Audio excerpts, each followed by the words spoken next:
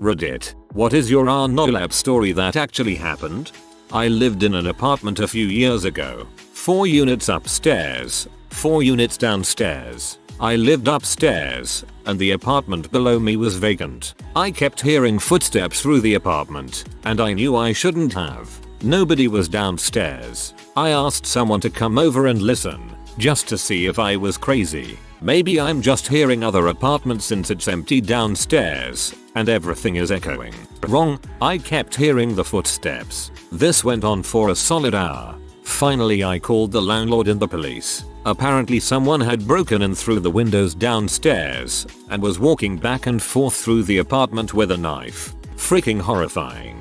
This is why you always get the apt on the 2nd, or higher, floor. While living with some friends, I got up late at night to get a drink of water from the kitchen. I didn't turn on any lights, having no trouble navigating in the dark. As I crossed through the living room, I heard some movement type noise or something and assumed it was one of my roommate's pet cat. Go to the kitchen, drink water, leave kitchen. On my way back through the living room, I hear movement noises a lot louder than an old cat should make, and I glance around. There on the couch, in the very dark living room, is a shape, roughly child-sized, with bright red eyes staring directly at me. I froze. The fear was so sudden and strong that it is in fact giving me goosebumps now. I very slowly stepped backwards, not daring to even blink as I watched the red orbs watch me. After several agonizingly long seconds, I reached the kitchen light switch, ready to defend myself when this goblin thing was sure to attack me. Click, it was my other roommate's chinchilla. It had opened its cage and escaped from their room. It was sitting on top of a pile of laundry. My bedroom is on the 2nd floor of the house. There's no patio porch overhang of any kind beneath my windows. Couple of years ago I was watching TV in bed around 2 AM and heard a louder than usual animal sound. Not uncommon to hear squirrels running around on the roof from time to time. Didn't think much of it. Kept on happening, and started to sound awfully close to the window and not on the roof. I ignored it for a pretty long time. After at least 40-45 minutes of being irritated by the noise, best guess, I had watched a couple of episodes of South Park on my DVR during the time span. I banged on the wall in hopes of scaring them off until I could get to sleep. Just 2 quick bangs with my fist, which were answered with 2 bangs on the wall right next to the window from outside. Needless to say, I just about crap and jumped out of bed. Now, my living room has a bay window and is on the other end of the house, so I could look out that window from the side and see my bedroom window. I hustle downstairs and peek out. I see a guy standing in front of my house, below my bedroom window. He's got a knife, small pocket knife, in his hand, and he's petting the front of my house. Call the police and wait. He never leaves the front of the house even when they roll up and ultimately disarm and arrest him without much struggle. Whoa, glad that ended well for you. I was about 19, living with a roommate, going to college while living in an apartment complex. Occasionally I get mild bouts of insomnia, but nothing serious, usually just a delay in my bedtime of an extra 2 or 3 hours. One night I suddenly just cannot sleep.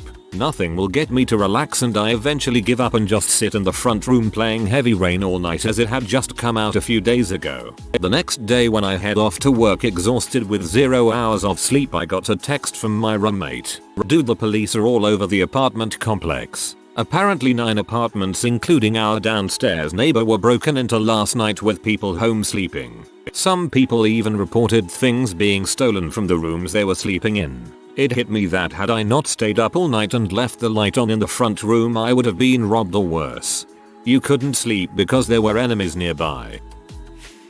When I was in 5th grade, some guy who was mentally ill had a meltdown somewhere in Chicago. Apparently he shot and killed some random guy and stole his car. He drove up I-94 towards my suburb, got off the highway, and drove straight into my neighborhood. It's very close to the exit, and just started shooting sporadically at people's houses. He somehow wound up in my backyard, which is full of trees BTW, and was just shooting in every direction. I can still vividly remember brake lights in the middle of the otherwise pitch black woods and sparks from the gunfire going off in every direction. The cops showed up and shot him to death. Luckily no one was hurt, but my neighbors did find a bullet in the middle of their mattress. Fireworks are not so fun anymore.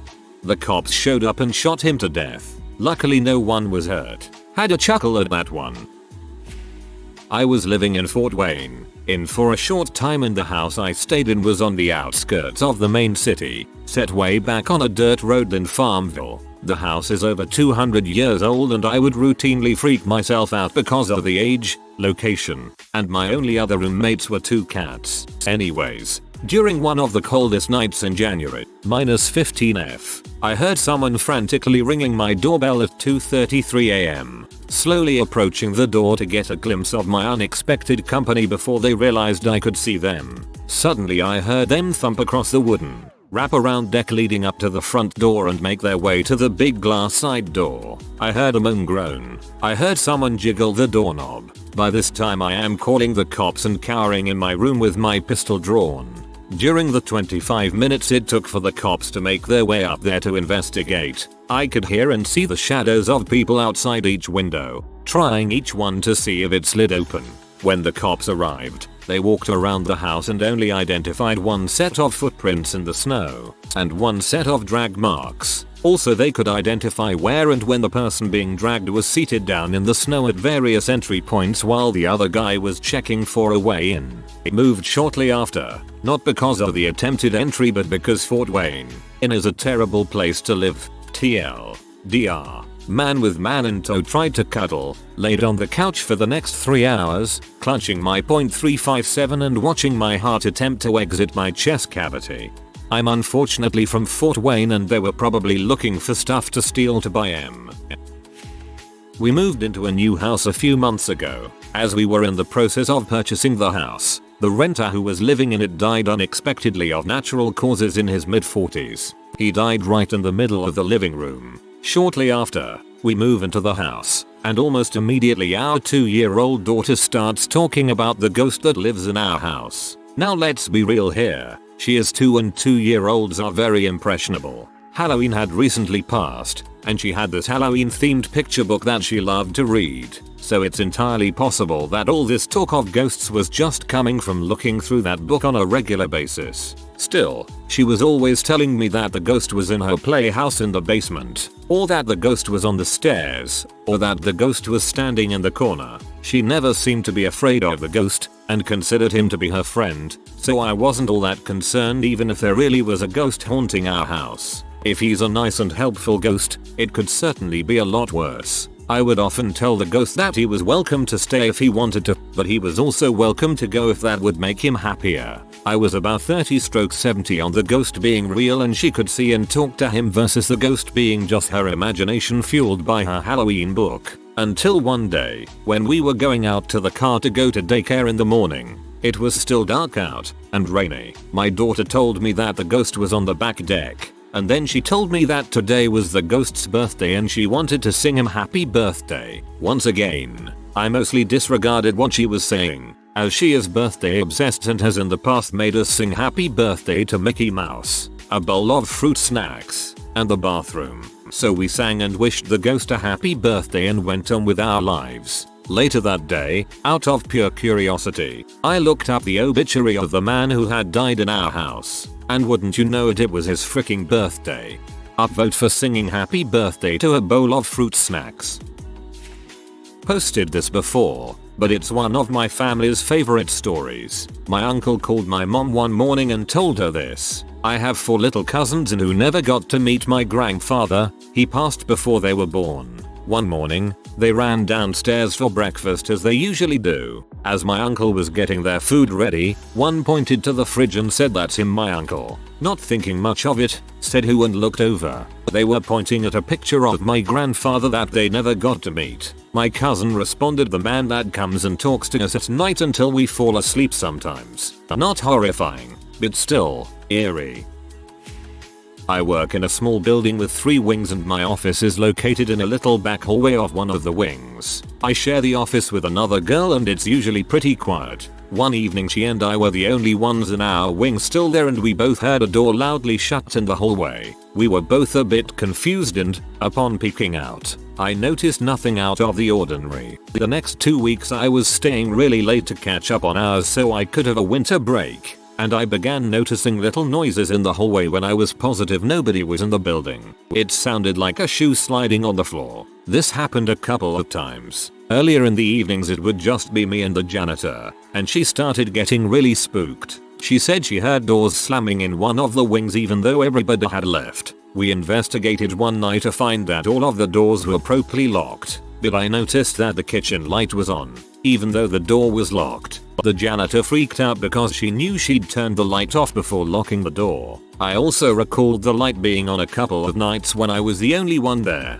I started to ask around if other people in the building had experienced anything weird like that, and one lady said some of her room decorations would have moved when she came back from the bathroom. And here's the one that really creeps me out. Another lady said that one day she noticed a footprint in the middle of her desk. It's that black material that shows skin prints pretty easily. To be honest, I'd rather it be paranormal stuff, because the idea that there's a person doing all this really creeps me out. TLDR, a mild white collar paranormal activity.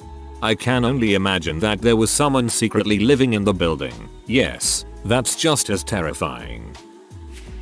This story is not mine, it's my grandfather's. Backstory: this takes place in West Virginia in the 20s. My grandpa is the youngest of 9 and his family is very poor. They all live in a one-room house. My grandpa's sister suddenly got sick and quickly fell into a coma. They say she had a fever and would shake and even sit up in the middle of the night even though she was not conscious. She got progressively worse over the next few days and needed some sort of help.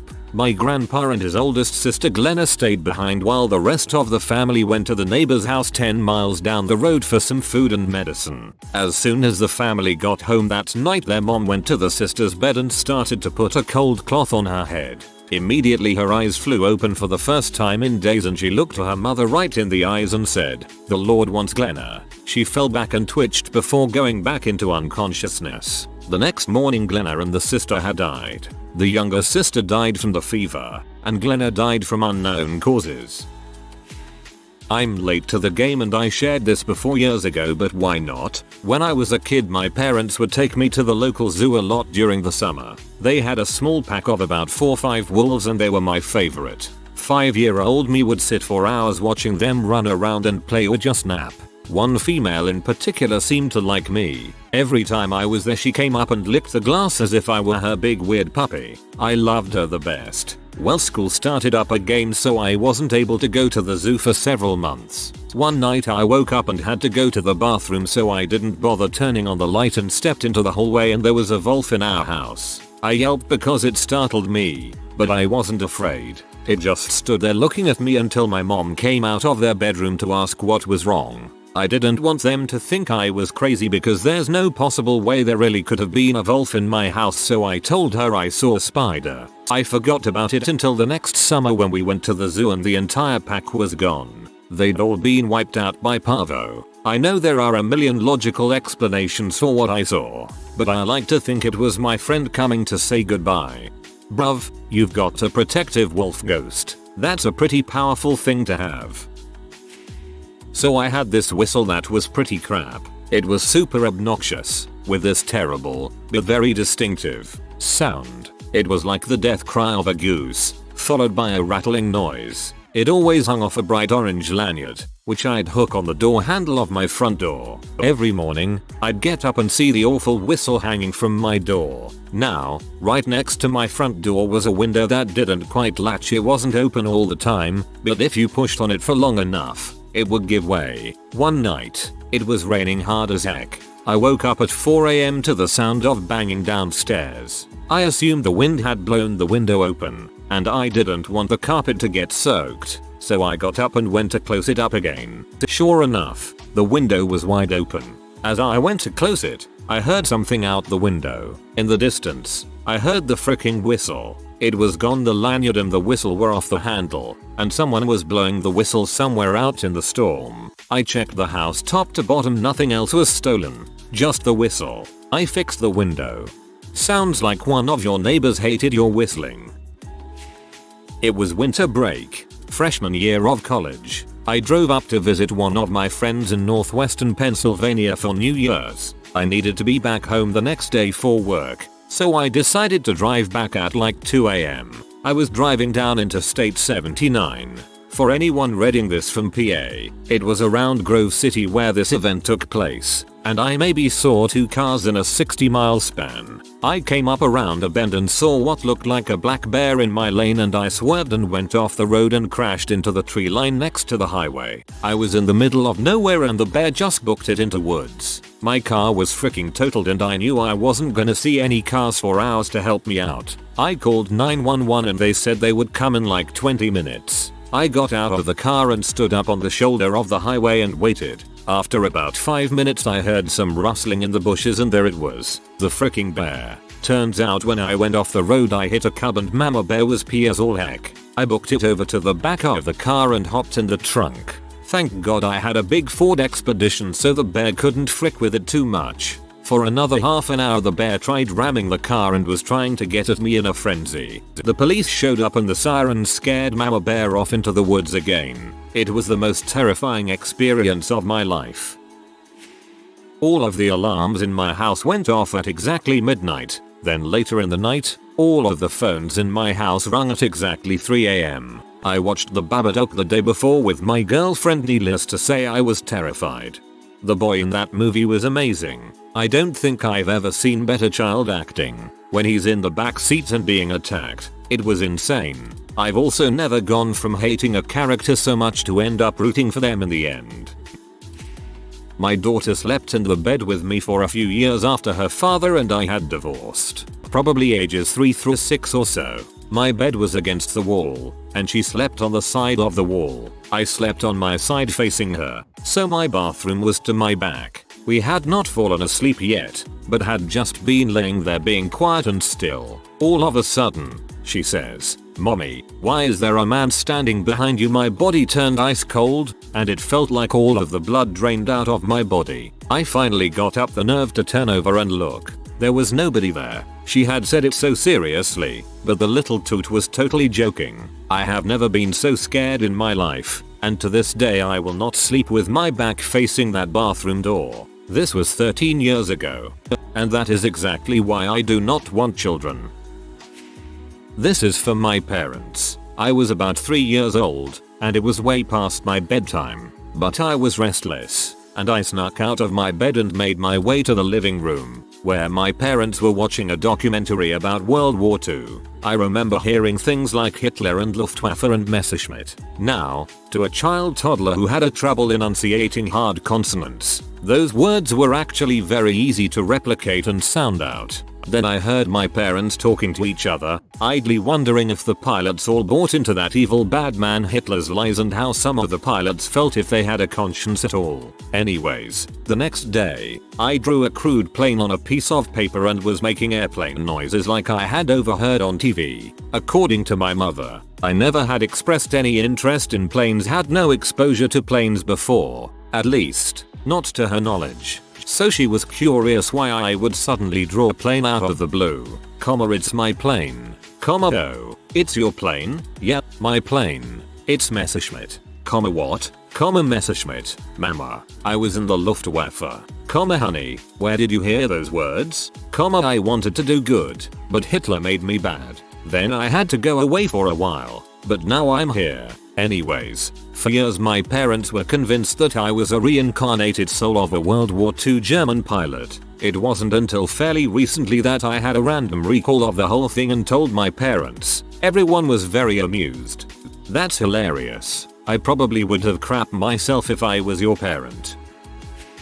Hunting with father-in-law. It's well before sunup, maybe 5 AM, and we hiked to a patch of trees and sat down. Him maybe 70 yards south of me with me facing out into a clearing. He had a flashlight and I didn't have one on me at the time. It was so dark you couldn't see a hand in front of your face. After about 20 minutes, I hear something really big walking maybe 10 yards in front of me. From the sound of the leaves branches breaking, it sounded human-sized. It startled me and I loudly called for my father-in-law to turn on the flashlight. Right in front of me, where the noise was coming from, I hear his voice say, "Nah, it's cool." The noise happened again about 10 minutes later and I called out to him, assuming it was him making the noise. No response. So I made my way over to his camp and asked him if he had just walked near me. He said he hadn't gotten up the whole time and was confused why I would have heard his voice. Skinwalkers, man.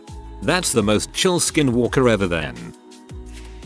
My paternal grandmother died when I was 6. I lived in NY. She lived in PA. I met her maybe twice. I was 6 years old, asleep in bed one night, and for whatever reason I woke up and walked into my parents' bedroom. My father had an easy chair in one corner for reading. I sat in the chair. On the opposite wall was my father's closet. It opened, and grandma came out and stood about 6 feet away. I just wanted to say goodbye, she said, smiled, waved, and turned back and walked back into the closet, closing the door behind her. I went back to my room. About 2 hours later, about 6 AM, the phone rings. It was a call from PA that Grandma Catherine had died in her sleep. My mother came to wake me up to tell me, and I said, I know. What do you mean? She came to say goodbye last night. She made me repeat the story 3 times, and then told me never, ever to tell my father that story, and I never did.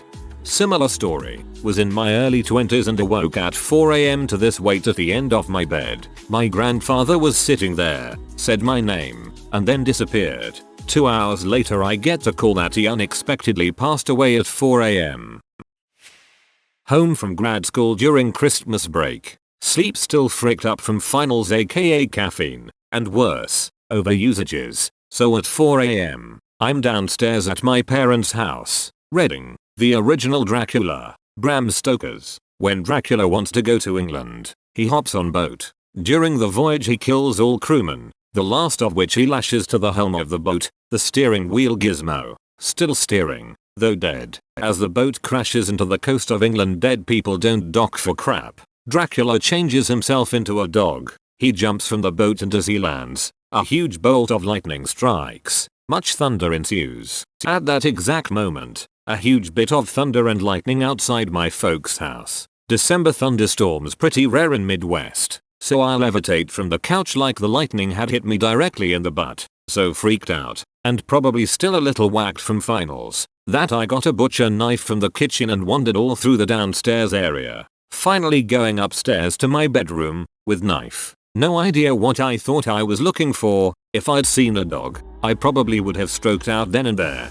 This reminds me of the time I had just finished reading Pet Sematary, woke up for school early that December morning, still dark, and saw on the front porch in the fresh snow the prints of a small child and a cat. Although I knew it was probably from a barn cat and the neighbor boy that catches the bus at our house, it's still frightening the things that books can do to your mind. Years ago, around Halloween, my family had gathered to watch scary movies. My mom loved these shows. My dad didn't care much for them, so he would get up every few minutes to work on something or other. We had started watching Hitchcock's The Birds, and it was getting late, probably close to midnight, and it was getting cold. Not just the late October chill of the foothills we lived it, the house was getting cold. At first my mom just asked my dad to turn up the thermostat, but after couple minutes of the furnace running and the house not warming up, he realized he'd need to go check the furnace. He grabbed a lighter and headed downstairs. A minute later, we hear him shout for us. "You have to come see this," he says with something that sounds part excitement, part nervousness in his voice. We get down there to see him shining a flashlight into the furnace. Peering in, first we just noticed the pilot light was indeed out, then we saw the reason. A dead bird, something about the size of the palm of my hand, maybe a sparrow, had flown into the furnace from outside and put the flame out. I posted my story over in our humanoid encounters. In 1993, our family lived in a small town called Ritzville, Washington. I was 5 years old at the time, and what I experienced has left me thinking about it every single night for the past 22 years. I shared a room and bunk bed with my little brother. The room had a small, fairly deep closet located a few feet from the foot of the bunk bed. Located on the wall was a small vent that at night, when the living room light was on, would shine through, giving my room a slight ambient glow. Well, one night I had to go to the bathroom, and when I sat up and was about to take the covers off, I noticed that at the foot of the bunk bed was this Tall black figure with a giant oval head that spanned the width of the bunk bed staring at me. It had two small yellow eyes that were far apart, and I noticed this thing stood around 6 feet tall. Its skin was charcoal and lumpy. I stared at it for a good 5 seconds before I threw the covers over my head. 5 seconds of this monster being ingrained into my head. I could feel the evil surrounding it. I was up for a while before I fell asleep again, so I have no idea how long it was there. In the morning, the first thing I noticed was the closet door. I make it a habit to close closet doors every night, but it was wide open. My mom was the first to know about it, and you know how most parents kind of wave off their kids' experiences as a bad dream? She didn't. She knew I saw something because they've seen things. I had nightmares for weeks after seeing it. In my dreams, this being picked me up and started torturing me. I haven't seen it since, and I never want to see it again. Ritzville, Washington. This sounds like a town name I would make up when I was angry. She knows I can't afford to go out this week. This ain't Ritzville, Washington.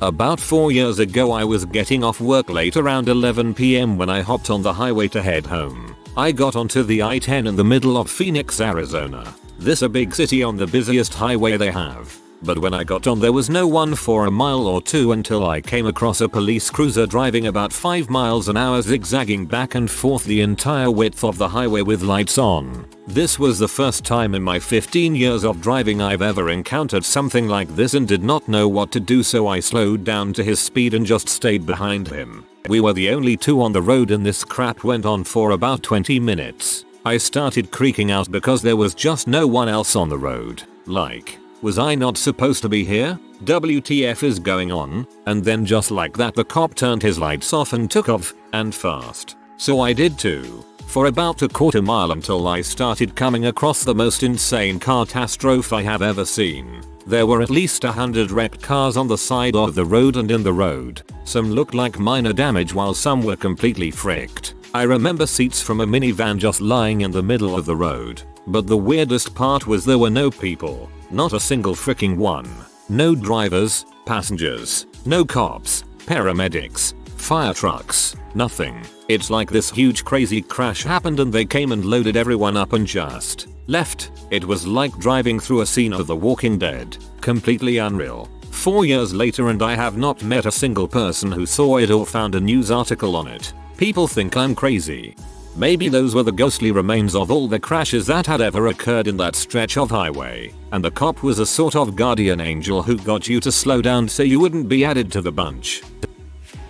I worked night shift as a palliative care RN in a very big, very old nursing home. It's important to note that this home and the religious organization that ran it are currently part of the Royal Inquiry into the institutional response to the abuse of children. The nurses that had worked there for 30+ years used to delight in telling younger staff that when it was used as a children's home, they used to bury children that died in the rose garden. This old rose garden was apparently under a newer wing of the home. At least 4 times in my 2 years of working there, we would have elderly, close to death patients wake, totally lucid in the dead of night, and ask us, please tell the little girl to get out of my room, or please get that little boy out of the corner. He's looking at me. Being in this huge, dark, old, creepy building that had a very awful history, and then that happening, frick that. I would never do my rounds alone when it happened. It was terrifying. It made my blood run cold, and I'd get a friend to work with me the rest of the night. I was not the only person this happened to either. It was a regular occurrence. Kind of a NOSLEEP for a short while. One Halloween, a couple of groups from the neighborhood got into an egg fight. None of us hated each other, just in different cliques. As the opposing forces started to march forward, we took off running to retreat to a safer distance. As we entered the woods, I quickly bolted behind a tree and everyone from the opposing side passed me by. Or at least I thought. Apparently Bill got caught by a branch and was trying to free himself. I got from behind the tree to give him a hand since he was having a hard time. Right as I got to him, he looked up and our eyes locked. He had a true look of horror in his eyes. I asked him if he needed some help and he muttered very lowly, "Yeah, sure." So we got him loose and I ran off to rejoin the fight. Next day in school, someone walked up and said, "Is what Bill said true?" being as smart as yup, and walked off. Then it happened a second time, then a third and fourth. I responded yup each time. I'd be lying if I didn't say that I was curious as to what they were talking about, but I just played along since everyone asked it the same way, as if they are finding out that ghosts really do exist. So at lunch I see Bill walk up and say, "Hey Bill, I have a question." He mutters lowly, "Yeah, what?" I respond, "Why is everyone asking me if what you said is true?" He said, "Okay, it was the weirdest thing. You weren't there. Next thing I know you are standing in front of me. You just appeared out of thin air. I know there must be an explanation, but dude, you were not there. I know you weren't." I laughed and told him I was behind the tree and saw that he was stuck, just stepped out to help. He puts his hand on my shoulder and breathes a sigh of relief. He said, "Jesus Christ, I was scared to death. I've been telling the story to see if anyone else had this happen with you. For a while I could disappear and appear randomly. It is a nice story, but Bill sounds like he might be a little dumb." If you are new to the channel, you can subscribe. I publish new videos every day. Until then, check another video.